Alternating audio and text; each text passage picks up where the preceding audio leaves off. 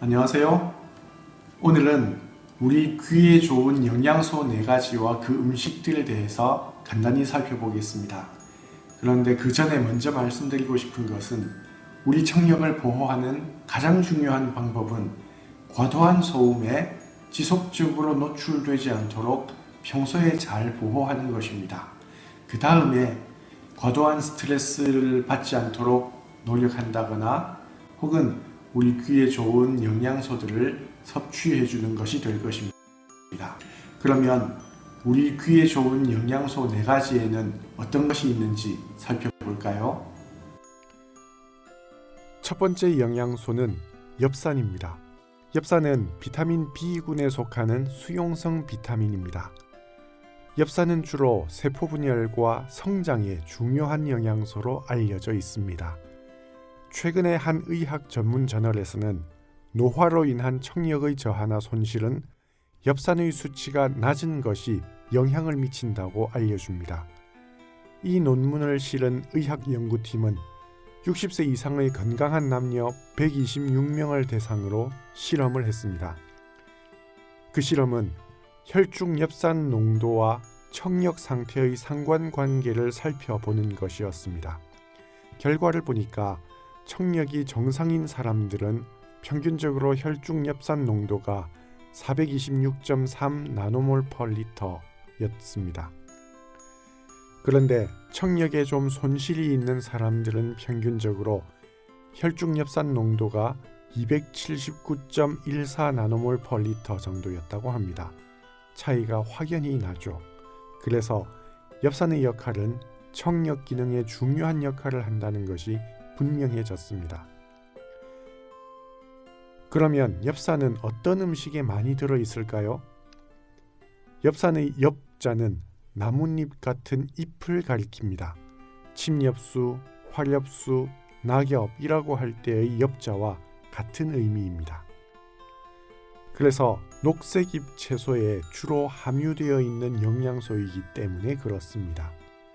특히 엽산은 브로콜리, 시금치, 쑥, 고사리, 콩나물 등에 함유되어 있습니다. 혹은 엽산 보충제를 사용할 수도 있습니다. 엽산 보충제들은 여러 종류가 있습니다. 그런데 엽산 보충제를 알아보신다면 특히 천연 합성 제품을 선택하시기를 권합니다. 왜냐하면 천연 합성이 아닌 일반 합성 엽산의 경우 아무런 효과가 없거나 오히려 부작용의 가능성이 크다는 주장이 끊임없이 제기되고 있기 때문입니다. 두 번째 영양소는 티아민입니다. 티아민이라고 해서 아주 특별한 영양소라고 생각하실 수도 있는데 이건 단지 화학적 명칭일 뿐이고요. 일반적인 비타민 B1을 말합니다. 비타민 B1은 주로 우리 몸의 에너지 대사에 관여합니다. 그리고 신경과 근육 활동에 필요한 영양소입니다. 이 비타민 B1이 부족하면 에너지를 소모하는 효율이 떨어집니다. 그래서 이명이나 난청이 발생할 가능성이 높아집니다. 특히 노인은 성인에 비해 티아민 필요량이 증가한다고 볼 수 있습니다. 비타민 B1은 돼지고기와 해바라기씨, 곡류에 함유되어 있습니다. 비타민 B1이 함유된 식품은 많으나 일반적으로 함량이 낮은 편입니다. 따라서 다양한 식품을 섭취하는 것이 바람직하다 할 수 있습니다. 세 번째 영양소는 아연입니다. 아연은 효소의 구성 요소로서 핵산과 아미노산 대사에 관여합니다. 아연은 효소를 통해서 조직 형성과 면역 향상에 도움을 줍니다. 또한 청력 감각 신경의 기능을 유지시켜 줍니다. 아연은 여러 식품에 함유되어 있습니다. 일반적으로 단백질이 풍부한 식품에는 아연도 풍부한 편입니다. 특히 굴, 쇠고기, 키조개, 달걀 등에 많이 함유되어 있는 영양소입니다. 네 번째 영양소는 마그네슘입니다. 마그네슘은 천연 안정제라 할 수 있습니다. 마그네슘은 긴장을 완화시키고 스트레스를 줄여주어 푹 쉴 수 있게 해줍니다.